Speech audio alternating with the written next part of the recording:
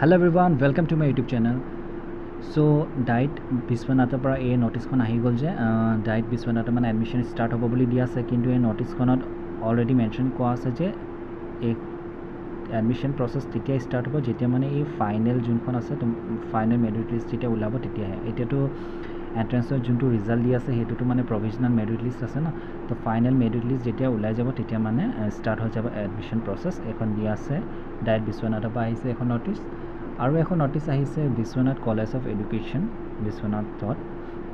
তাতো ছেইম দিয়া আছে যে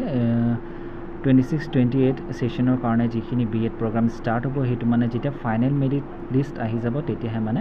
এপ্লাই কৰিব পাৰিব, সেইটো ইয়াত লিখা আছে। আৰু আপোনালোকে ভালকৈ চাবলৈ হ'লে এই ৱেবছাইটটো দিয়া আছে যে www.bnc.org, তাত গৈ পেলাই আপোনালোকে চাব পাৰিব, তাত মানে গম পাই যাব ফৰ্ম ফিল আপ কেনেকৈ ষ্টাৰ্ট হ'ব। আৰু ছেইম তেনেকৈ ইয়াত ডাইট বিশ্বনাথৰ তলত Gmail ID দিয়া আছে dietsunitpur@gmail.com, তাত নহ'লে ৱেবছাইট